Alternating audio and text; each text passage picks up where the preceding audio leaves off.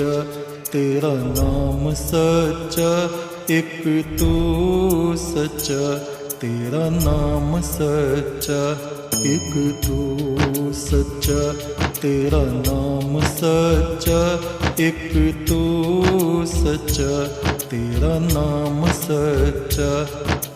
कोई नहीं तेरे जैसा तेरे सिवा, एक तू सच्चा, तेरा नाम सच्चा। सब जगह तेरी रोशनी का दरिया, एक तू सच्चा, तेरा नाम सच्चा। सब बीमार तू बीमारों की दवा, एक तू सच्चा, तेरा नाम सच्चा। बेहतर है बहस से जिक्र तेरा, एक तू सच्चा, तेरा नाम सच्चा। ये मेरा जिस्म है महल तेरा, जहाँ रात दिन चमके नूर तेरा। इस नूर का तवाफ करे सातों आसमां, हर फरिश्ता नूर में करे सजदा। एक तो सच्चा, तेरा नाम सच्चा, एक तो सच्चा, तेरा नाम सच्चा। विष्णु विश्व का अणु बीज, जिससे समस्त ब्रह्मांड अनंत अनंत लोक उत्पन्न होते हैं। विश्व का अणु विष्णु सृष्टि के कण कण में समाया हुआ एक ही है वो।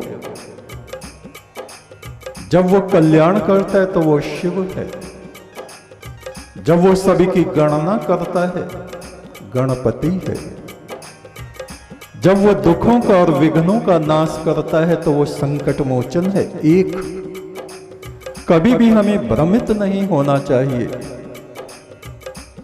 कि नहीं विष्णु अलग है, शिव और है, गणपति और है, ये और है, वो और है। एक ही ज्योति स्वरूप अनंत रूप परमात्मा, निराकार निर्विकार परम सत्ता एक। वो परमेश्वर कल्याणक है, इसलिए शिव कहलाता है। वो परमेश्वर कल्याणक है, इसलिए शिव कहलाता है। वो ही व्यापक विष्णु सब में ब्रह्म बना झिलमिलाता है। वो ही व्यापक विष्णु सब में ब्रह्म बना झिलमिलाता है।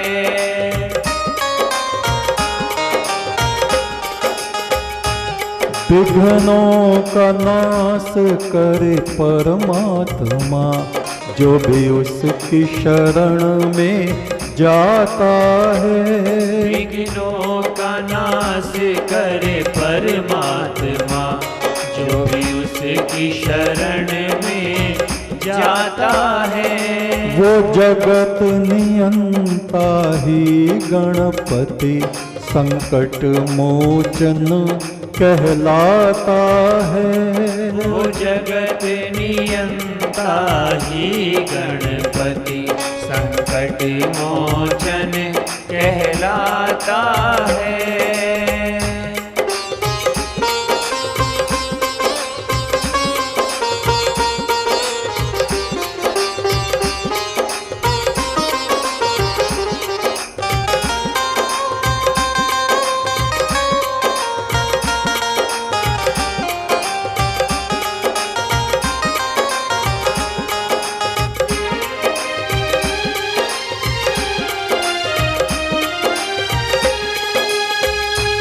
वो आद पुरख परमेश्वर नाना भेष धारण करे। वो आदि पुरख परमेश्वर नाना भेष धारण करे।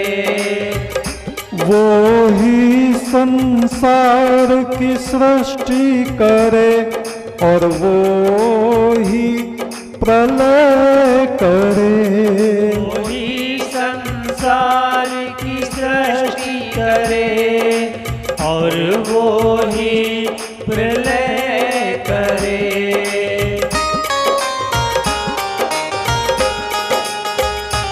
विघ्नों का नाश करे परमात्मा, जो भी उसकी शरण में जाता है। विघ्नों का नाश करे परमात्मा, जो भी उसकी शरण में जाता है। वो जगत नियंता ही गणपति संकट मोचन कहलाता है।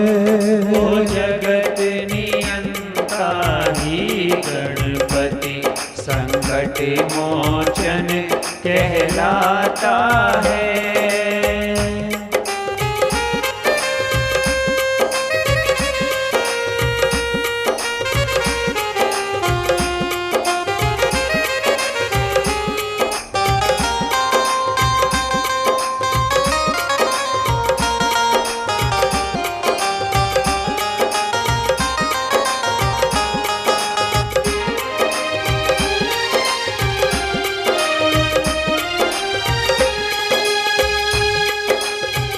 ब्रह्मपुत्र नदी के किनारे कुछ पहाड़ थे, गुफाएं थीं, जहां महादेव शिव का आश्रम था। वे अपने कुछ गणों शिष्यों के साथ उस तपोवन में निवास करते थे। एक दिन उनके मुख्य सेवक नंदी, उन्होंने देखा कोई व्यक्ति बहता हुआ पानी में आ रहा है, शायद मर गया है। कुछ गणों के साथ उन्होंने उस मृतक को निकाला, देखा सांस चल रही है, उपचार किया, धीरे धीरे उसका प्राण लौटने लगा, स्वस्थ हुआ। नंदी ने पूछा, तुम कौन हो? क्या नदी में गिर गए थे?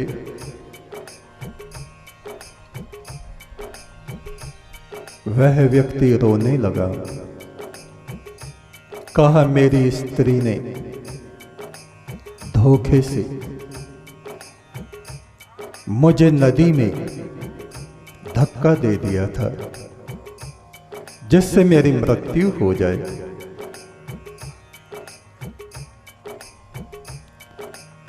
शिव वहां विचरण करते हुए आए। नंदी, ये कौन है? कहा, प्रभु, अभी इसको नदी में से निकाला है। उन्होंने ध्यान से उस व्यक्ति की तरफ देखा, कहने लगे, नंदी, ये व्यक्ति पिछले जन्म में भी ऐसा ही था।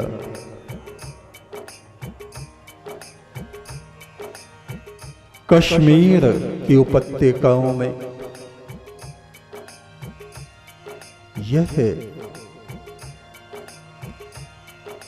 एक ब्राह्मण कुल में उत्पन्न हुआ था। ऋषि चर्या का पालन करता हुआ ये अपना जीवन बिताता था। एक नगर श्रेष्ठी की कन्या उत्पल वर्णा कमल पुष्प के समान सौंदर्य वाली अति सुंदरी इसके आश्रम में आने जाने लगे और ये उस पर आसक्त हो गया। वह हृदय से बड़ी क्रूर थे, अपने सेवकों को डांटती रहती, गालियां देती रहती, कभी उन्हें मारपीट भी कर देती, किंतु बाहर से बड़ी सौम्य दिखावा करने वाली बनी रहती। और उसने अपनी स्त्री माया से इस ऋषि के हृदय में अपने प्रेम के अंकुर को पैदा कर दिया। और यहां तक कि उस ऋषि को वहां से हटा के दूसरे स्थान पर ले गई। कहा, स्वामी, जंगलों में रहने से क्या फायदा, चलिए किसी नगर में रहें, मेरे संग आप विवाह कर लीजिए। और उस ऋषि ने उस कन्या से विवाह कर लिया। किंतु वह उत्पल वर्ण तो हमेशा असंतुष्ट रहती, उसकी बुद्धि में शांति नहीं थी। वो पति पर भी शासन करना चाहती थी। और एक बार चोर लुटेरे कहीं से आए, उन्होंने हमला किया, आक्रमण किया, बहुत कुछ तहस नहस कर दिया और उस स्त्री को पकड़ के अपने साथ ले गए। चोरों का जो सरदार था उसने उसको अपनी स्त्री बना के अपने यहां रख लिया। उस उत्पल वर्णा ने सोचा, चलो उस साधु सन्यासी से मेरा पीछा छूट गया। वो रात दिन मेरे विचारों के विपरीत कार्य करता रहता था। अब ये जो चोर है ये उत्तम पुरुष है, इससे मेरे विचार मिलते हैं। और कई वर्ष बाद वो ऋषि उस चोर से और अपनी पत्नी से मिला और कहा, हे देवी, तुम यहां बड़े कष्ट में हो, मैं तुमको कहां कहां नहीं ढूंढता रहा, चलो अपने गृहस्थ आश्रम में वापस चलो।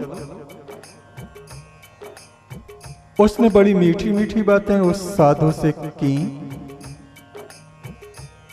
और उस चोर को शराब आदि पिला के कहा, ये जो व्यक्ति है तुम इसे मेरे और अपने बीच में से निकाल दो, खत्म कर दो। कहा, देवी, ये रही तलवार, तुम चाहो तो सोते हुए का सिर खुद ही काट सकती हो। कहा, मुझको कोई अंतर नहीं पड़ता, मैं भी काट सकती हूं और मैं तो तुम्हारे ही साथ रहना चाहती हूं। और उस चोर ने उस स्त्री उत्पल वर्णा के हाथ में तलवार दे दी और वो सोते हुए अपने पहले पति को मारना चाहती थी। पीछे से उस चोर ने आके तलवार छीन के उस स्त्री का सिर काट डाला। ये उसका पिछला जन्म हुआ। शिव ने कहा, नंदी, उस समय में ऋषि तुम ही थे और चोर ये व्यक्ति था जो बहता हुआ आ रहा है। इस जन्म में भी इसको वो ही स्त्री मिली है। मनुष्यों के संस्कार कई जन्मों तक चलते रहते हैं। हे नंदी, जो जगत की वासनाओं में गिर जाता है, कई जन्मों तक उसका पतन पतन पतन होता चला जाता है।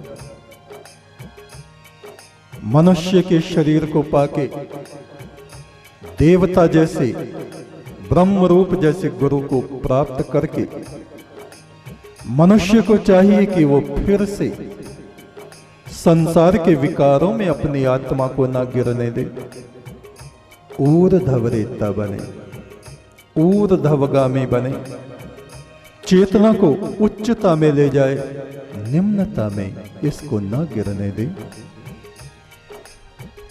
वो ही सूर्य, वो ही विष्णु, वो ही सदा शिव कहलाता है। वो ही सूर्य, वो ही विष्णु, वो ही सदा शिव कहलाता है। कण कण में वो महाशक्ति बना, जन्म मरण चक्र घुमाता है। कण कण में वो महाशक्ति बना, जन्म मरण चक्र घुमाता है।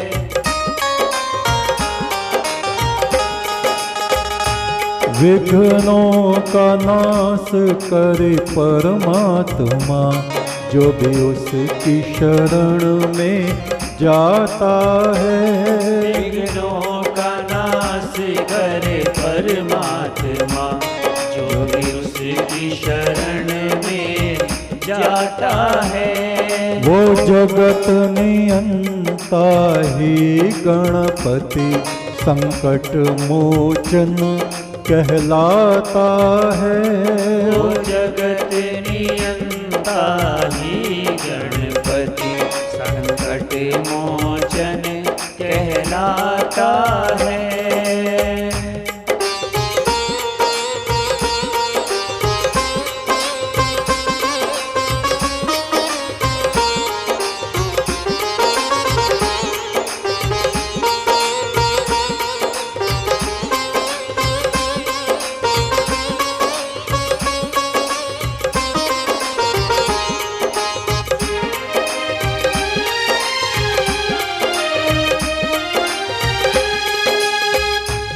एक वो ही है सबका स्वामी, अज्ञानी उसे नहीं जानते। एक वो ही है सबका स्वामी, अज्ञानी उसे नहीं जानते। पंच तत्व में वो ही रम रहा, उसे ज्ञानहीन नहीं जानते। पंच तत्व में वो ही रम रहा, उसे ज्ञानहीन नहीं जानते।